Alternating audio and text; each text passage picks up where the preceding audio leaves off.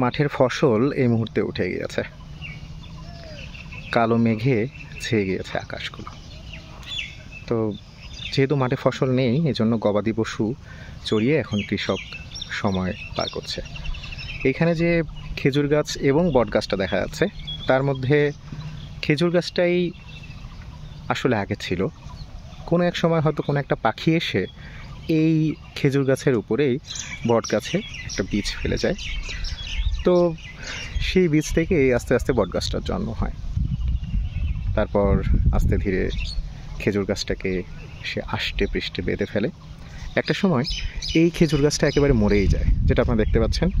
ওই যে মাথা, কিন্তু তার আর পাতাটা কিছু নাই।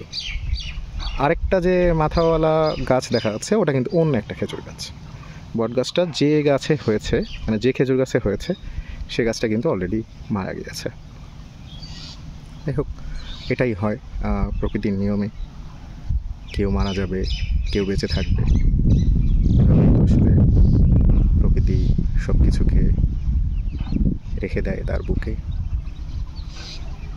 খুব সুন্দর এই মেঘের নিচে সবুজ ঘাসে কালো রঙের কমলা খাচ্ছে, দেখতে এত মিষ্টি লাগছে যে সেটা মানে আমি রেখে এই মুহূর্তে যেতেও পারছি না বাড়িতে।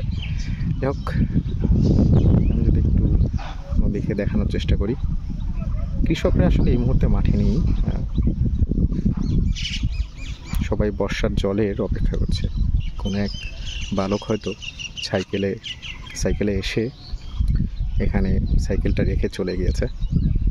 হয়তো ওই যে ওখানে ফুটবল খেলা হচ্ছে, ফুটবল খেলতে গিয়েছে আর কি।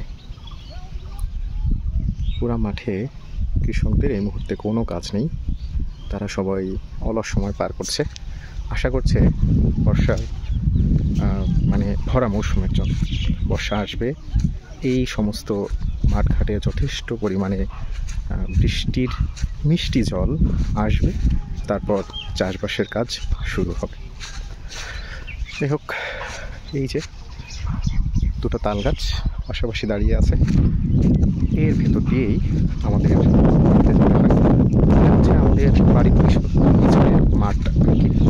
এই যে বাঁশ ঝাড় দেখা যাচ্ছে, এই বাঁশ ঝাড়ের ভেতর দিয়েই আমাদের বাড়িতে যাওয়ার পথ।